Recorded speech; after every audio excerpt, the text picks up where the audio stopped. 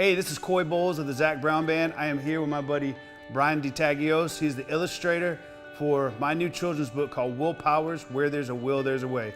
Thank you for being here, dude. Sure, it's great. So, man, I'm interested. I know a little bit about your background, but tell me how this whole thing started for you as far as illustration goes.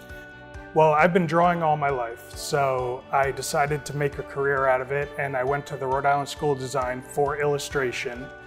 But once I got out, I ended up in the animation field, so I've been doing that for over 17 years. So speaking of teams, the way I met you was I did a tour of Cartoon Network, and then I got introduced to you and was kind of blown away at your station. You had set up, you had like all this cool posters and action figures, and this whole desk was just like a toy factory kind of thing. I guess it's all from when you're doing those characters that you can like look at them and kind of like, you know.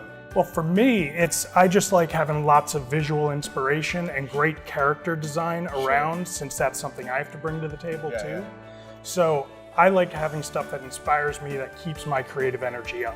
So name some of the characters that you've worked on, because I remember that day you rattled off some, and it was like my whole childhood, just like you had a chance to like be back a part in the day, of this. I started off doing all stuff for Cartoon Network. They were doing a whole reface design where they were doing all the branding for the network. So I worked on Scooby-Doo, Flintstones, the Smurfs, because that was in their catalog at that time. Basically everything from my childhood, which I never thought I'd touch because they weren't making new versions, but I was doing commercials for. So what was it like for you when when you got the story for the first time, when here's this guy in this band who's wanting to do this children's book, like what was your idea and what caused you to decide like, hey, I want to be a part of this? You had shown me your first book, and I loved the message in that, and that you're trying to put good messages out there. It's not just, let's just have a zany book. It's got a good heart to it.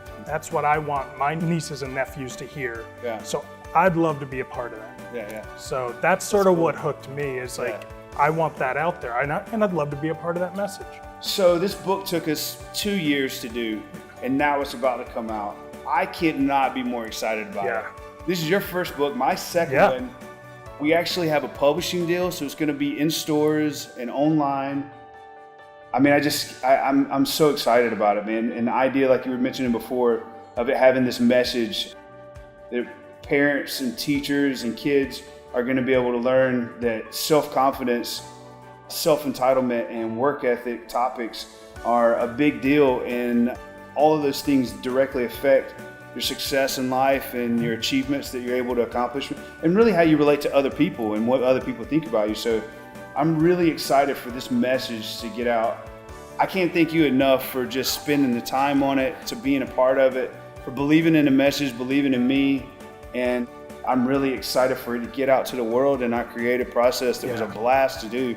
Everybody gets to experience and be a part of it. I mean, that's the kind of cool thing, is like doing all this stuff in the huddle and then turning it loose to the rest of the world. And hopefully, if it inspires one kid to be, to work harder, then I think our mission is accomplished, in my opinion. So, but the book is going to be for sale April the 19th. That's what I hear. Is the day. So if you're out there, please go buy it. And if you know a kid who needs a little bit of help with his work ethic or any kind of entitlement or self-confidence issues, buy it, and hopefully the message will sink in.